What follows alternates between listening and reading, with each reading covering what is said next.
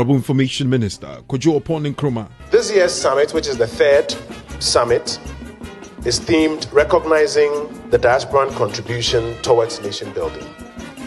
It comes at a time when the Akufo-Addo administration is now launching heavily. Great. Ed Mata, what was Yes, your good afternoon, everybody. I'm also really excited to be here and to have this conversation. So my personal reason for moving is that I know there are lots of career avenues abroad, especially in London, but at the end of the day, you want to be part of a fabric of a society.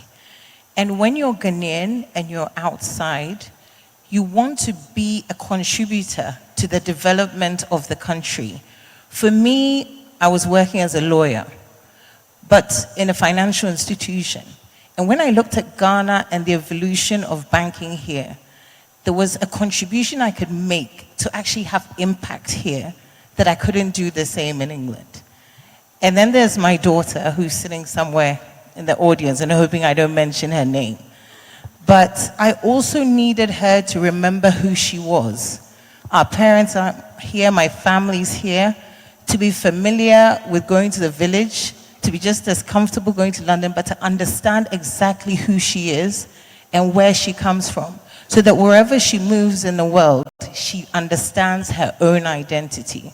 So I would say that's my reason for moving. Thank you. Thanks very much. Yeah, thank you very much. I'm also happy to be here. Maybe my case is different. I studied here. I did my first degree in medicine here in Kolebu, and I went to Germany for postgraduate training. But the first day I entered there, the first thing I heard was that anybody who greets you, asks you, what is your name, where do you come from, when are you going back? So for the 4 years I was there doing my surgery, anybody who meets, that's what he says. So I just made up my mind, maybe I don't belong here. And I also realized that they had more doctors than necessary. They had more specialists than necessary. So I decided that immediately I finish, I'll come back home. But when I finished, I wanted to stay for one reason or the other. I wrote applications upon application. Any application I write, then they will reply. Germany, you have to make a phone call. They will call you and say, oh, they listen to your accent and they say, Sean Bezest. It means it's already taken. The following week, I will see the same advert in the papers. So I realized that I wasn't wanted there. So I approached my boss and said, I'm going back home. And I thought I was a hero that day. So he gave me all the support and I came back home, and I have never regretted. Because I saw that I was more needed here than there. And I started as a surgeon from the district to the region to a teaching hospital, and now the Director General of Ghana Health Service. And I believe that if you make up your mind that you want to come, it's difficult settling, but once you get here, you may never regret it.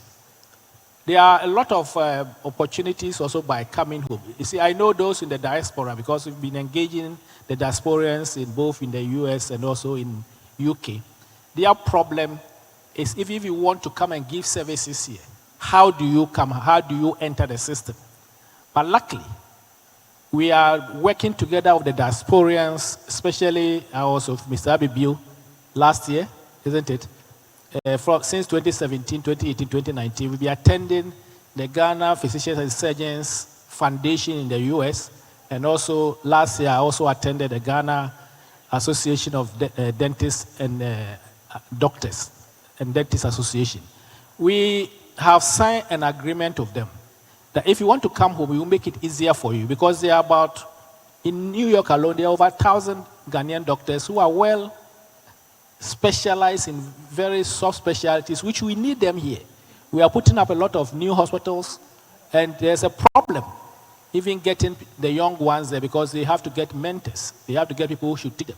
So we are drawing a timetable of them. So around the 12 months of the year, somebody will be around taking the young ones through training.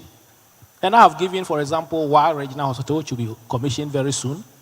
The Kwabenya Hospital, which also will be opening very soon. All the new hospitals, including Ridge. As we sit here, there's somebody among the group here who, for the first time, has opened a bone marrow transplant unit in Ridge. So we are now converting sickle cell patients to normal patients so that they don't get the symptoms again. And he's among the crowd. That's phenomenal. He approached us, and we thought that this is the way to go, so that it's a technology and knowledge transfer. And that's what we want to make sure that all the diasporians have, and that they can come home easily. There are 4 types of doctors who are in the diaspora. There are doctors who train here, who did housemanship here, so their names are on the register. They don't have a problem. It's only that their names have been suspended for the meantime. They can come back home easily. And there are those who did house job here, but they didn't register permanently. So they are only on a temporary register. They too, we have found a way out for them. And there are those who study the children of the diasporians who studied there. They don't have names here at all. But we found a way out, especially if you're a specialist. You go through the Ghana College of Physicians and Surgeons, and they bring you in. You don't have to take any exams. But the fee you have to pay. It's a small fee. And you'll be on temporary register, or you can even register fully, so that if you can come here 2 or 3 times in a year, you don't have to go through the problem of going to register. Because in every country, before you practice in any country, you have to register. That's a must. And that one will not compromise on that. But we'll make it easy for you to register. We'll make them also easy for them to bring in any equipment, anything they want to bring in. All what you want to do is that we use the diasporians to transfer knowledge into this country so that we can have quality health services for everybody. What we are working towards is that we want to have universal health coverage. And I believe, at least for primary health care or basic health services, maybe Ghana, we can achieve the universal health coverage even before 2030. Because we have national health insurance, which we are trying to make sure that it becomes very sustainable. And we have what we call the community health planning-based systems, the CHIP system, which is the interface between us and the community. So we are nearer to the community than any other place in the sub-region. So I believe, and I prophesy every day, that Ghana will be the first country, sub-Saharan African, to achieve universal health coverage, leveraging on our national health insurance scheme and our closeness to the community through the CHIP system. So that at least primary health care system can become accessible to everybody, no matter where you live. And they're making sure that we also move health professionals to places where they want to go and work. Now we are using the electronic placement system, where I don't have to post you. You have to choose. And then, in addition, we make sure that commodities also reaches people at the right places. And I'm sure you've all heard about the almighty drones, where we are delivering things in the shortest possible time, saving life and saving money. And this is exactly what we are trying to do to make sure that health gets to anybody at any place that anybody wants to work. So I'm appealing to all of you. If you are doctors among you and you don't belong to the Ghana Physicians and Surgeons Foundation, you should go and register with them, and you can easily come back home anytime that you want. If you also want to bring technology here, you want to sign MOU over so that we can do private-public partnership, you can also come and see us. And that's somebody has done for bone marrow transplant. We want to bring all the new technologies in health system into the country. Thank you.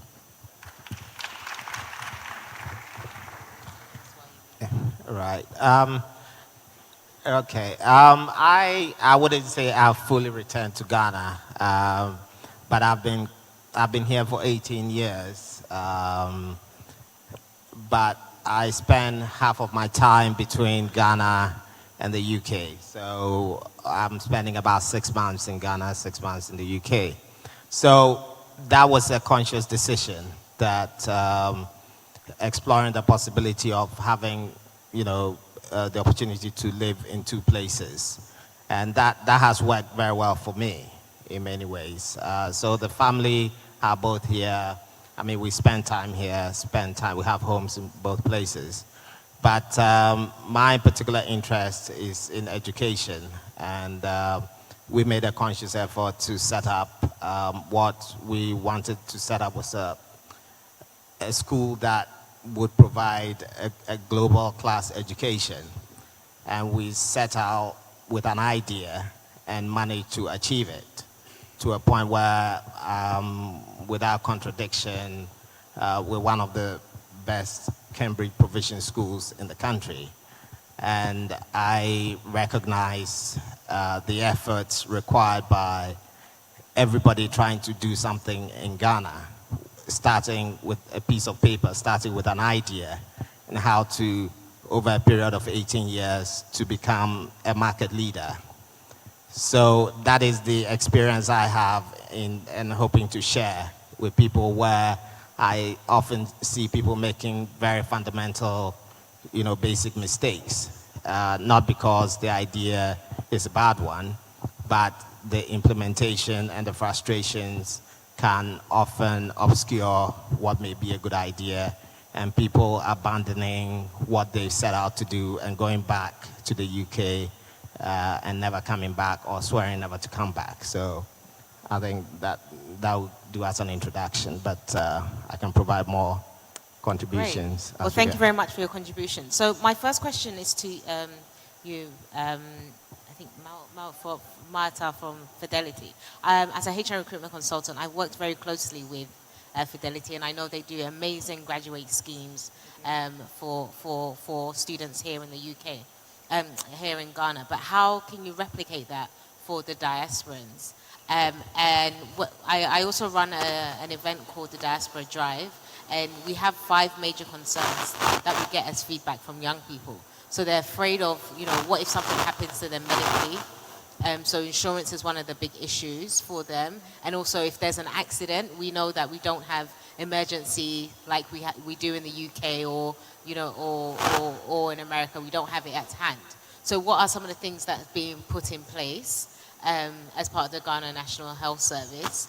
And then also education is one of them. So people want to bring their kids, people want to bring their siblings along who require education. And then also I'd like to know what Claren International has for diasporans in terms of workplace insurance or any other benefits for the diaspora specifically. Okay, so as she said quite clearly, I work for Fidelity Bank, and for those who don't know, Fidelity Bank is the perfect bank because it is founded by a diasporan. Edward Efa, the founder of the bank, was a Ghanaian who was working in UK and returned to invest in the bank. So we actually have a big commitment to Ghanaians abroad as well. Now, in terms of the graduate training program, it's not just open to Ghanaians, it's also open to dual citizens. But what we've found is that it's often inconvenient for people to come over, complete the assessment, come over for an interview. It's an expensive process. So we're actually working with the diasporan community, with organizations like Uber, to try and find a way to shortlist in the country that you're in, and then allow you to actually take your assessment abroad, so that by the time you're coming to Ghana, you know whether you've met the standard or not. So those are some of the ways we're engaging. It's also very positive to have a mix of graduates for our organization. Unlike other organizations, we actually retain our graduates, and we retain you within your career aspiration. So most people think that everybody in a bank, sells banking products, but we have all the different areas: brands and communications, technology, property and facilities, and for me, I have quite a big legal team. So there are avenues for growth and networking, but more importantly, it's good to have a mix. It's good to have a mix of those who have gone to universities in Ghana, those who've come from abroad, those who may never have even lived in Ghana before, so that we have people who are engaged, open-minded, and really think out of the box. So that's the importance of our graduate scheme. But we're definitely open, we're welcoming applications. It starts to the last quarter of the year, so if you have graduates out there who want to apply, please do come and talk to me. Thank you. So my next question is for you.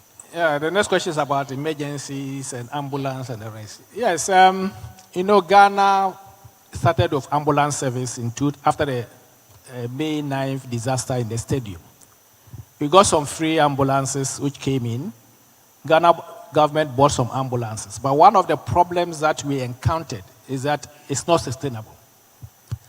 Luckily, the government has put in order for 275 ambulances, which will be at all the constituencies which we call the hotspots. So every constituency locality will have an ambulance. I'm sure in this quarter that we are in, the first 100 will come, the second 100 will follow, and then the third one will come before the year ends. But the question is, how are we going to sustain this? Is it going to be business as usual that after 4 years, because if you use a vehicle as an ambulance continuously for 4 years and you don't do anything about it, you will come to square one.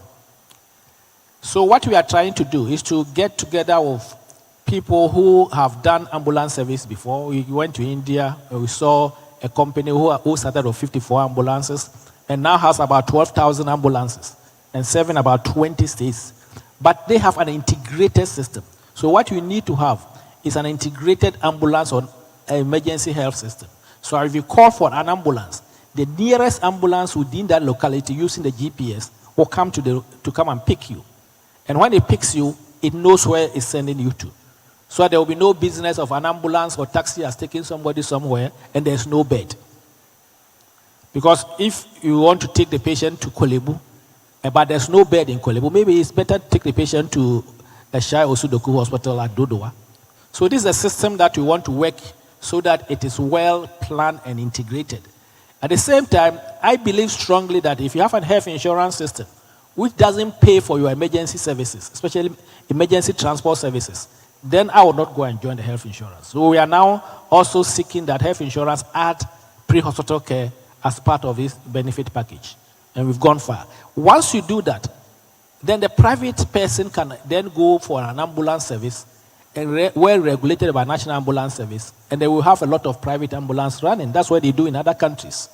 So this is a way that we want to do to make sure that at least the pre-hospital care is taken care of. In addition to training people in emergency medicine, luckily, we had an emergency, accident emergency hospital in Kumasi. It's a well-built hospital, which is level 4 ambulance service over helipad.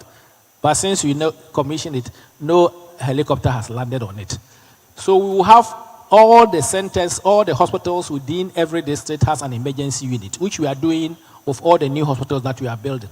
With trained personnel, trained emergency nurses and trained emergency physicians, which we are now doing in the country. So I'm hopeful that when the 275 ambulance comes in, by Ghana we need over 1,000 or 2,000 ambulances. When they come in, to be well integrated, well done in such a way that once the ambulance moves, the emergency center nearest to it knows that an ambulance is coming.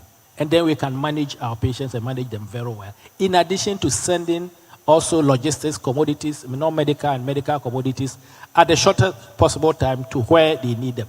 And that's what the use of the drones comes in, so that we can drop it within 15 minutes to where they need it. Because if we are working and after seeing the patient and you cannot get what the patient needs, it's even worse than not seeing the patient at all. So these are the systems that we are putting in place of National Ambulance Service and all the teaching hospitals and all the hospitals to make sure that we make the system well integrated and well managed and well resourced, where that the resources will be revolving and is paid for and is put back into the system to replace the ambulances. That's what we are doing. Fantastic. I would just like to go to Dr. Pepperman quickly. What exactly is Clarion International doing about supporting some of the diasporans who want to return? So Clarion Health International is, I could say, one of the most prestigious hospitals that address the, we accept international health insurance, like Bupa, Sigma, and many others.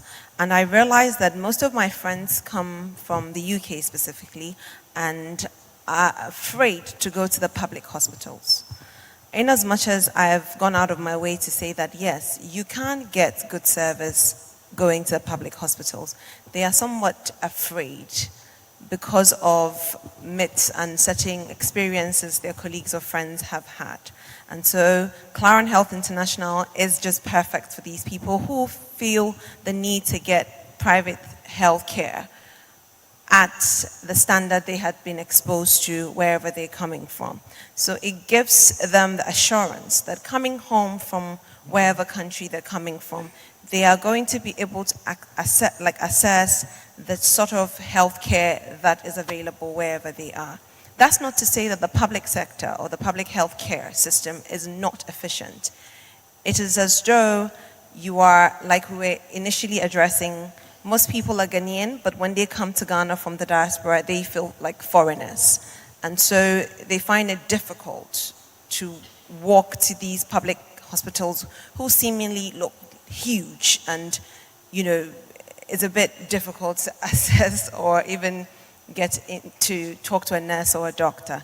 So Claren is more of a friend to the foreigner, crudely put, which I don't like to say it that way, but that's the only best way I can address it. So you're Ghanaian, come to Ghana, a foreigner, you're in Ghana. Claren Health International offers all the screening services, the healthcare services that you need. Again, we are the only facility that offer the oil and gas Norwegian certification and also the oil and gas UK medical certification as well. So we have a lot of oil and gas workers coming to us and also pre-employment, and Fidelity is actually one of our clients. And so we give them, esteemed services just so that they can keep coming back. So does the audience get discount when they come because they're here today?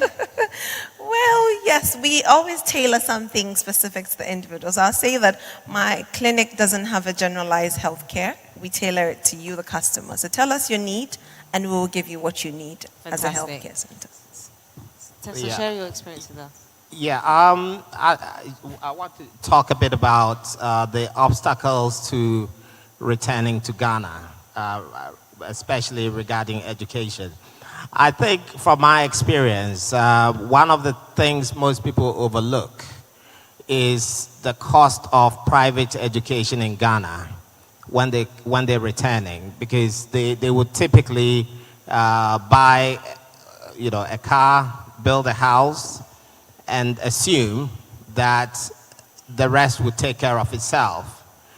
But when you return to Ghana and you want your child to attend a very good school, and secondly, you have plans for that child to go back to the UK or other countries of origin, you may decide that you want them to take an internationally recognized examination, certainly at IG level or A level.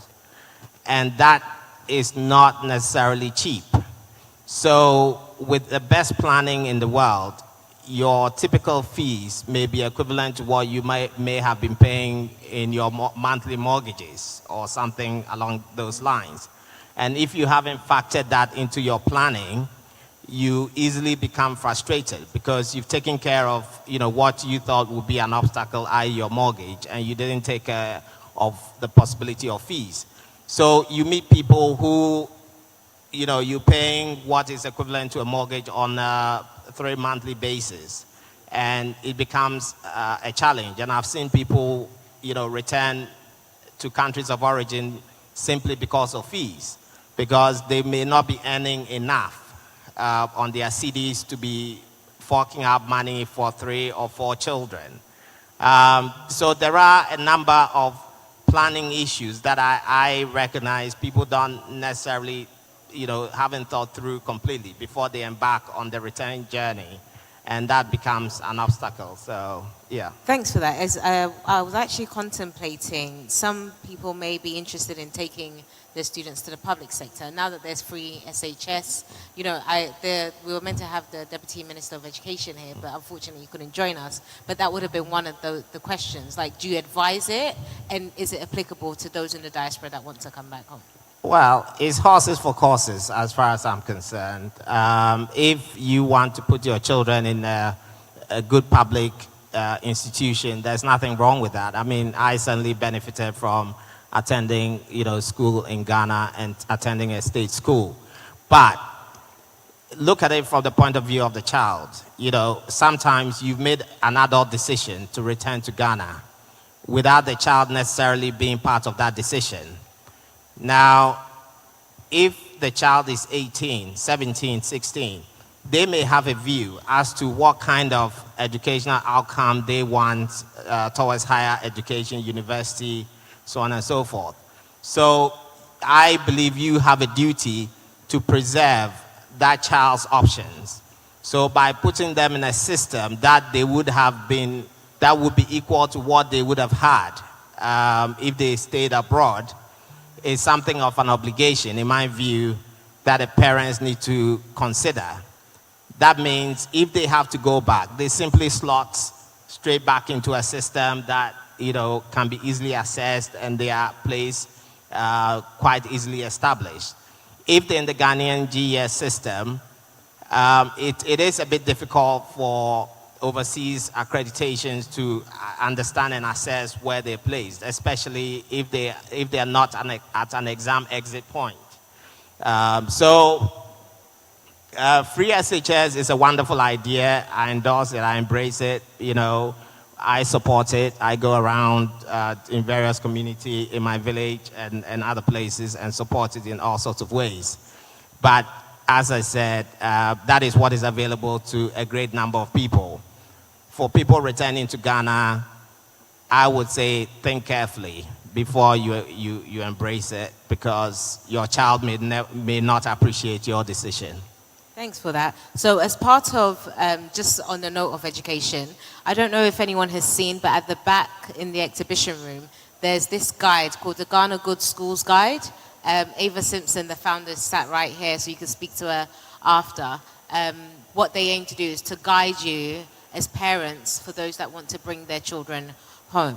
So thank you guys so much for your contributions. We will allow time for Q&A, so questions, and then hopefully we can provide you some answers. We will take 3 from here and then 3 from this side. Do we have any questions for our panelists, please?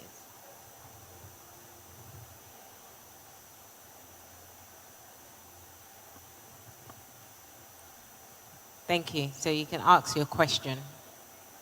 I'm a medical doctor in the United States. I have a question to the gentleman in the middle. Some of the medical doctors in America and in Europe and the Caribbean, we went to school for about 13 good years. However, when you come to Ghana, they like you to go to so many series, especially the examination that the test they will allow you to take over here is some basic stuff you learn from first year. How are you going to remember that? Because I have about 5 friends who are in America right now. They came to Ghana, want to settle in Ghana. They get frustrated and came back. So my question is it, doctors in America, the Caribbean, and Europe, do you have any kind of incentives that, okay, when you come in, we verify all your documents are correct, can you start practicing instead of going through all this kind of theoretical kind of exam that is meaningless?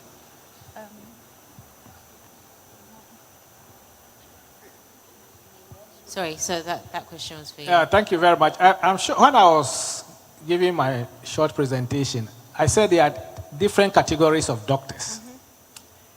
I'm not too sure if you are talking about a general practitioner or you are talking about a specialist.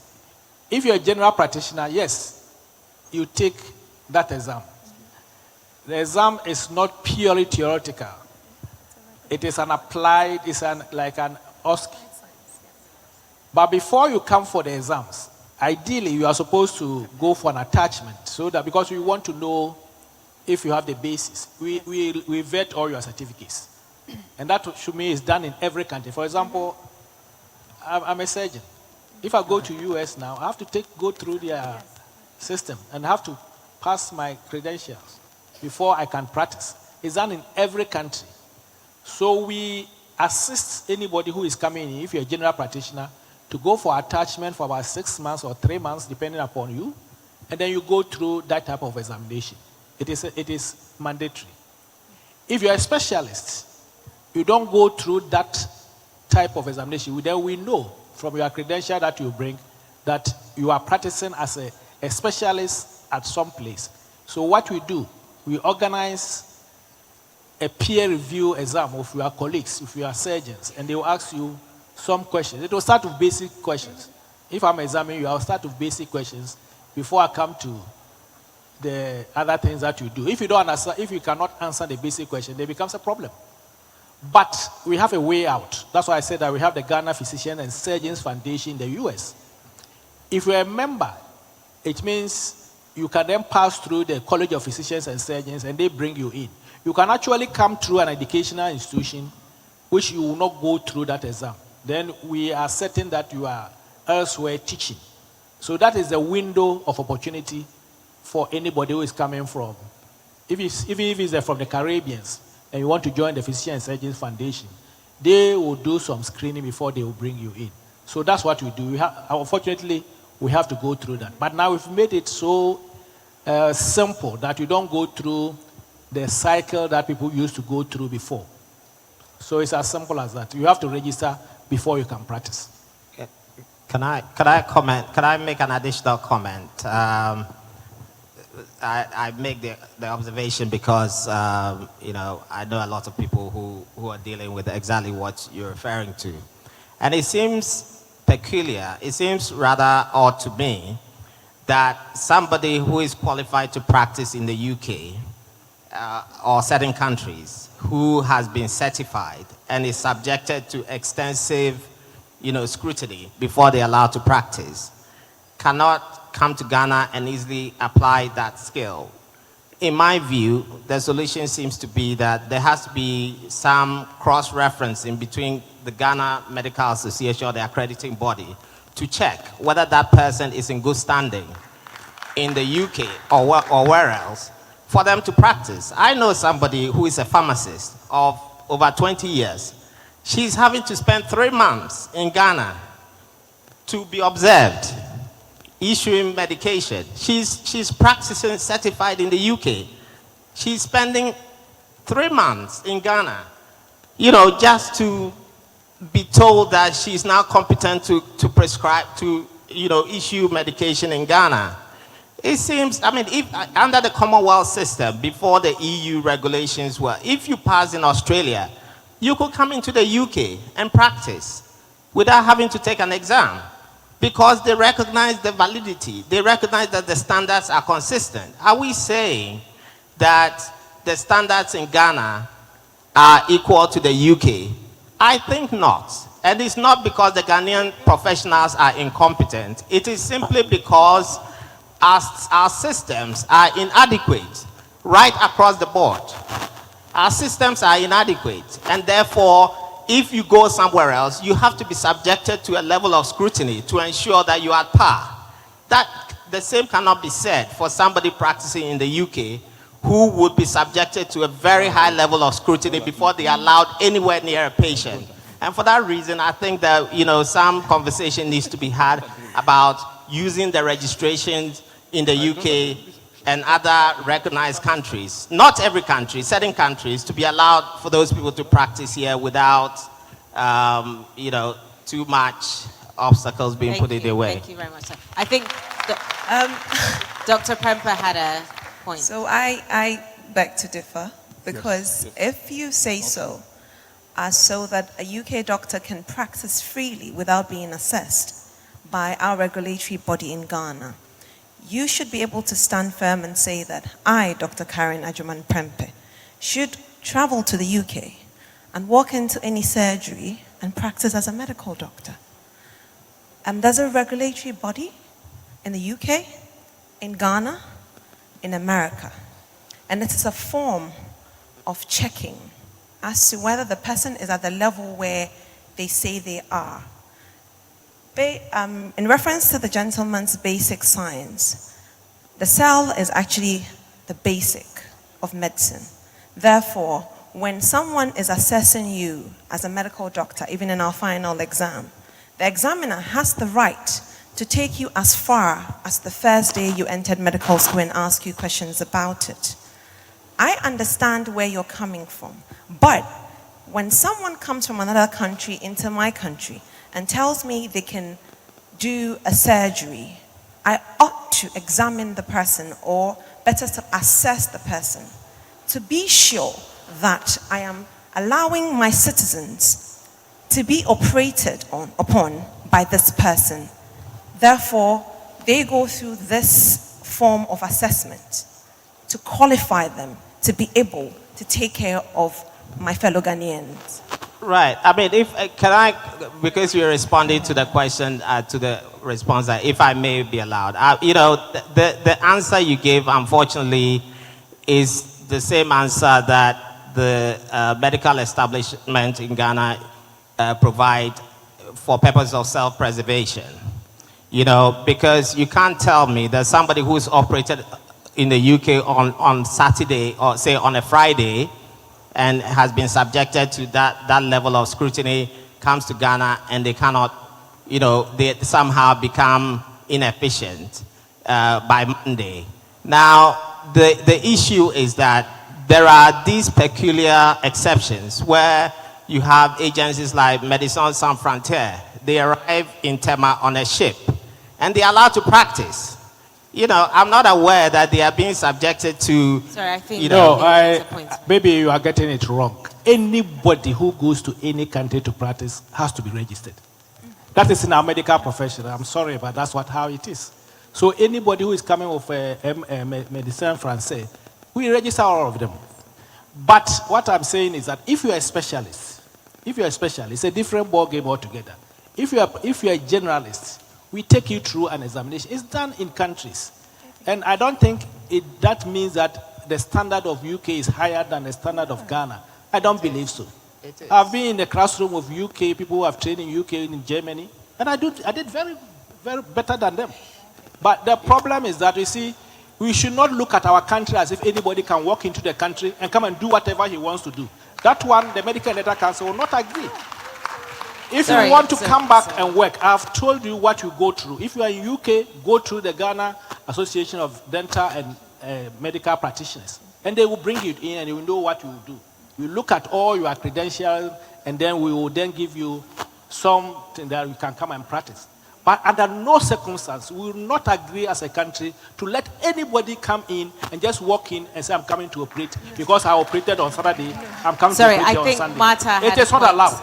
And it will not be allowed in Martha Ghana. had a point. And I'm sorry, that is how the position I think Martha had a point. I actually wanted to support most of my panelists here because I used to think like that. Coming from UK, I'm a specialist contract lawyer. I come from Hogan Lovells, the 4th biggest law firm in England. So my attitude when I got to Ghana, of course, is why do I need to go to Ghana Law School? Why do I need to do post-call? And that's a reality that I'd really like us to be honest and open about. There are areas within Ghana, even as a lawyer, that I needed that additional information on. As much as Ghana is based on maybe English law from the beginning, there are areas that are just slightly different. And we are responsible. There's a concept that somehow when we're coming back, we're a little bit more. But when you get to Ghana and you work, you realize the level that are also here. So it's true. Sorry, we have a question from the gentleman here. Thank you for your contribution, Martha. Anyway, my name is Dr. Dancy Bipim. I've lived in the Netherlands. I'm now in Ghana. When I stood up, I had 2 questions. Now, the last discussion, I have a 3rd one. And I will start from the 3rd. I think I very much agree with the Director General's point. You cannot just walk in as a professional and want to practice in Ghana. I'm a vet by profession. I've traveled a lot in Europe, worked a lot in Europe, but I never stepped into a country and say, I'm European, so I'm come to practice. No. And again, for the medical practitioners, I think the same, because Europe, temperate diseases and tropical diseases, as a typical example, when I have fever in the Netherlands, the first they think about is infection. In Ghana, it's different. So please, I do agree, let us maintain our laws in Ghana. Secondly, I'm a pensioner from the Netherlands living in Ghana. I have my health insurance. I have all the medicines that I need in the Netherlands. I live in Ghana. Luckily, you have your NHIS. I mean, what do I do? Because in Ghana, the NHIS is very, very, it's almost nothing. Because it doesn't cover any medications at all. So, what would be your advice, Madam the Doctor? And my last question goes to my good friend with an educational background. You said you would recommend or you agree with NHI, what they call it, free education, SHS, etc. But you're asking us from Diaspora to think otherwise. Could you explain that? Because I do not agree with that. Should I go? I think you should answer and then. Okay, so in the question, thank you very much for that. So in the question regarding the national health insurance, in the public sector, we are, as a country, offering the essential basic health service that is required. And in as much as I've heard your story as to not being covered with the medication, I stand to say that it's not necessarily true, because there are public healthcare centers that will take care of you, and the system actually does work. That notwithstanding, I understand where you're coming from. So your expectation of healthcare is as though you want it next to perfection as compared to the public healthcare sector in this country. And so the private healthcare sector, together with the public healthcare sector, come together to work for us to reach the universal health coverage that we are fighting for.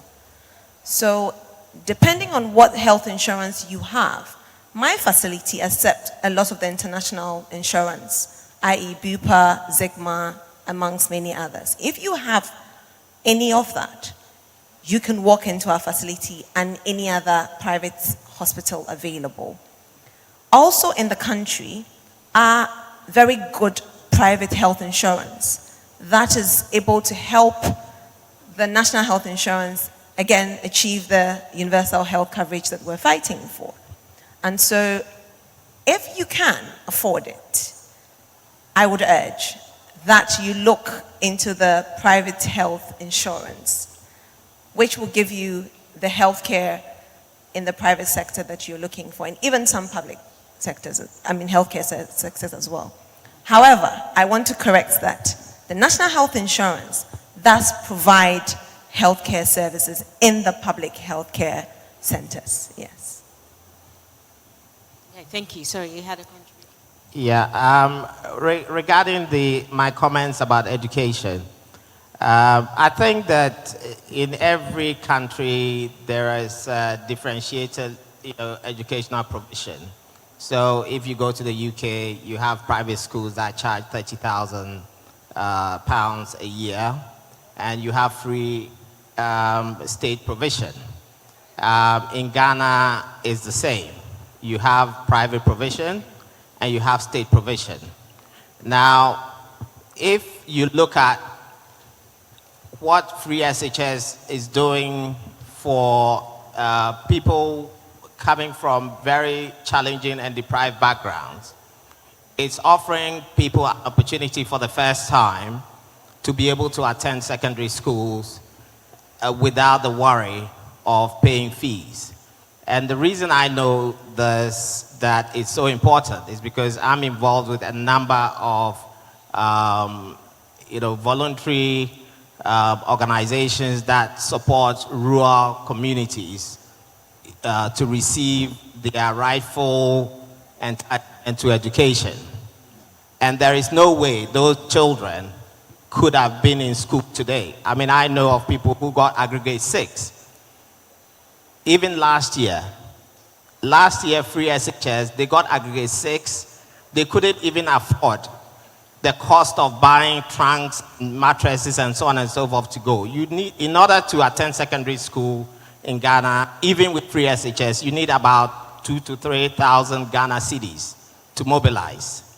So for those people, free SHS is a fantastic idea, and nobody can argue otherwise. Now, as with differentiated provision, if you're bringing your children to Ghana, the question I posed is that to the extent to which your children participated in the decision to come, you may have an obligation to consider whether you want them to run the Ghana system or to run a system that will put them back into an overseas school that they've come from, if, assuming you decide to go back in a number of years. And so I don't think there's a contradiction at all. I think it's consistent with provision, differentiated provision as pertains everywhere in the world. And I think that I highly recommend the free SHS for those whom it serves, and also for those who may feel that they want to do something else, they should have the option to do that. And that is not a contradiction. Okay. Thank you. Do we have any further questions? Hello. Yeah. My name is Kwame Asari, and I'm a solicitor from London. Dr. Nsia, I think you made a point that is rather poignant in that you struggled to find employment in Germany and therefore you returned. I will come back to that. 33 years ago, when we set out to travel abroad, me and my colleagues, it was never our intention to stay for more than 6 months, even 12 months. We were looking for something, come back home, and then to navigate the waters under Rawlins's dictatorship and make a living. But as time went on, opportunities arose. And the Englishman, recognizing the importance of diversity, opened up with equal opportunities policies, equality policies, etc., which helped people to gain employment rather easily. And if you had patience and probably waited, or perhaps come to England and had your right papers, all you had to do is to write an exam, and nobody will look at the color of your skin nor your accent or anything. So what I'm saying, that sometimes we tend to have a siege mentality of some sort. I mean, the gentleman there made a point which is very relevant. Professions tend to have this self-preservation attitude, and sometimes it's not healthy for us. For a developing country, we need every hand on board. We are short of doctors. Why aren't we thinking outside the box, finding ways in which we can make it easy for these people? These are professionals and competent ones as such. They are not making noise for the sake of it. They don't just want to come and practice. Let's find a way that will enable us use them. Let us be creative. That's my point. But if I may land here, now let us even look at the way our constitution was set up. The mentality with which people excluded dual nationals. The mentality with which Ghanaians living outside are not allowed to vote. The collaboration between parties, politicians, to stop us from voting for fear of the unknown. This set of mindset, these are things that need to be changed. And if it has to change, it has to start from the top professionals like your good self. Thank you. Thank you. Yeah, thank you very much. That's exactly what we've been doing recently. We are giving the opportunity for anybody in the diaspora, especially doctors and nurses. In fact, the nurses have also formed an association, to be able to come home. They don't need to stay throughout. They come, some of them come for 1 month, do 3 weeks work, and they have holidays for 1 week. And as I speak, there are people who are in the country now in Takwa.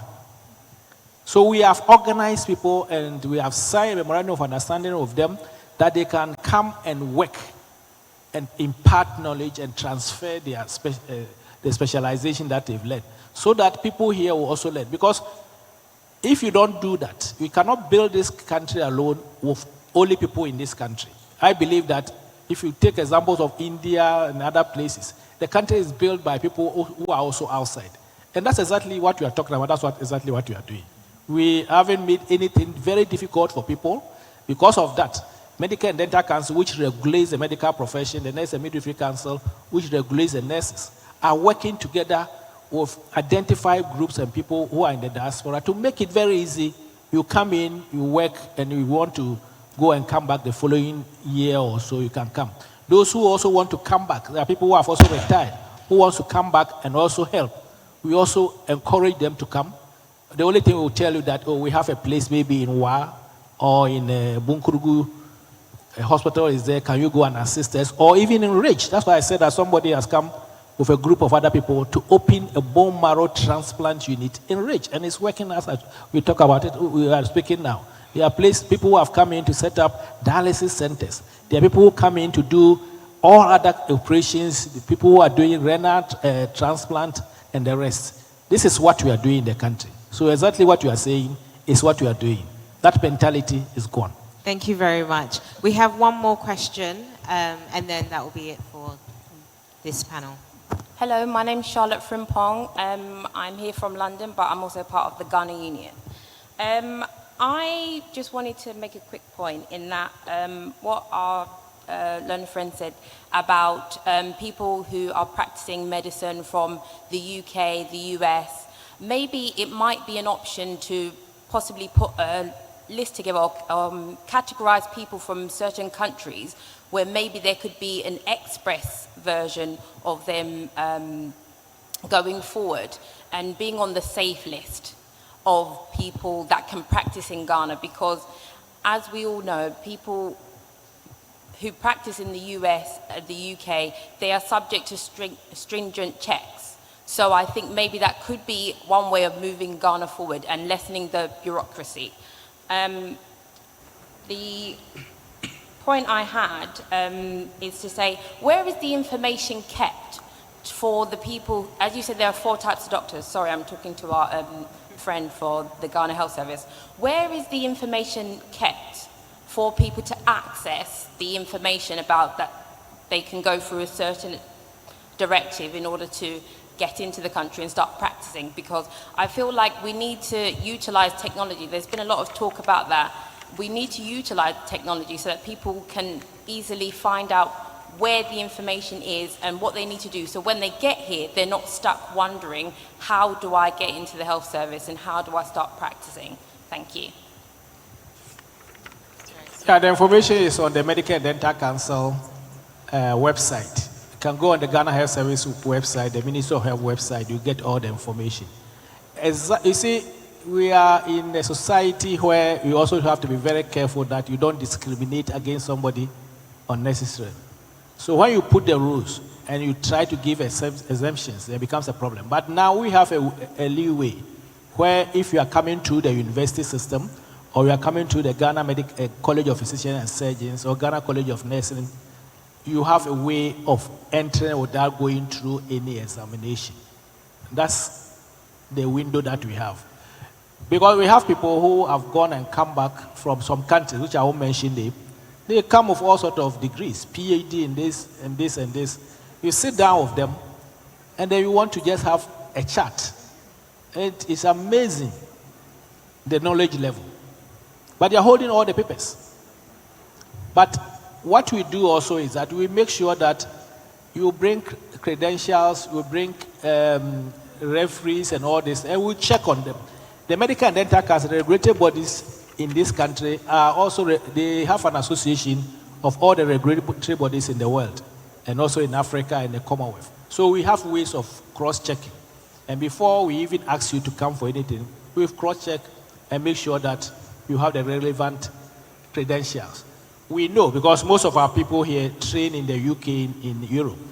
So if somebody is holding something from UK, fellow of Royal College of Surgeons and Physicians and all these things, there's not much question about it. But as I said, we sit down with the person and have a peer review, a chat. Sometimes they even tell us more than what we need to know. So it's not a very thing that is very difficult. We had some countries some time ago where people were trained in some country who they wanted to push through without going through any examination. The Medical Association has resisted it because it's not acceptable. You cannot walk to that country and go and practice. So please, that's how it is. But as I said, it is not that it is so bureaucratic. We have made it so simple, and engaging the diasporians, especially in America and also in the UK, things are becoming very easy for them. And I'm sure you can ask them. The only thing that they were talking about is the fees, which we also look at, and then we give also some rebates so that they don't get unnecessarily hard with the money aspect. So things are going on well, and I believe that as you move on of all the suggestions you have brought, we will tell the Medical and Dental Council, and then we will ease things out. And thank you very much. You had one point to... Yeah, I mean, I'm sorry if I keep going on about the same point, but, you know, the impression was being created that people just walk in and they're allowed to practice. That wasn't the suggestion. The suggestion was that people can be verified in those countries who have credible systems. And once that is that is established, then the rigor and the level of scrutiny may be less. And I think you've just mentioned something to that effect, that the Commonwealth Institute, Royal College of Surgeons, these are highly credible organizations whom you cannot fake their documentation. So I think that, you know, if they because part of what I'm hearing is that if we cannot go and practice over there, then they shouldn't be allowed to come and practice here. And I think that is so unfortunate because it deprives poor people in Ghana, in rural areas, of perhaps the chance to be treated by very competent and highly trained people. And that is very unfortunate. Thank you. Thank you so much for this thought-provoking discussion. Really, really appreciate your time. Thank you, audience. I will now pass it back to Jerry. Thank you very much. Ladies and gentlemen, if you may, a round of applause. Dr. Karin Ajiman Prempe, Martha Opare, Dr. Anthony Nsiasari, Ohene Jan, and Lexi Buahin. How about a group photograph with all of you on stage? A group photograph? Let me invite our director and deputy director to please join. And while they come up, ladies and gentlemen, so far, so good. It's been a very, very, very insightful and thought-provoking day. We've heard so much, and we've contributed and collaborated in a way as to celebrate the Ghanaian diaspora, ladies and gentlemen, toward achieving nation building. Tomorrow morning, we kickstart at exactly 9 o'clock. Ghana's Minister of Finance will be here, and ladies and gentlemen, it will all be concerning propelling Ghana as an investment hub. You don't want to miss this for anything at all. Not for all the rice in China or the we in Jamaica.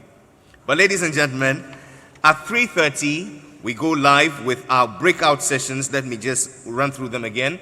One District, One Factory, Ghana Investment Promotion Council. They will have a breakout session. The Ministry of Business Development, Zongo Development Fund, and the Diaspora Engagement Policy. These are various workshops you don't want to miss. So please do well to register at the entrance or first thing tomorrow morning, and you'll be glad you did.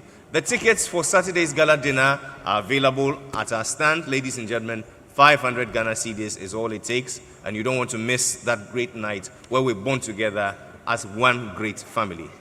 Ladies and gentlemen, as we leave here, one thing is clear, that if you want to give up on Ghana, I'm sorry, you are late, because Ghana is on the rise. Jerry Ajolo is my name, and together with my sister Linda, we want to thank you for coming, for your generosity of spirit, and most importantly, your contributions. Let's rise and put our hands together as we celebrate the end of the first day. Ghana Dance Ensemble, take us home with some very, very amazing dance moves and music. Over to you.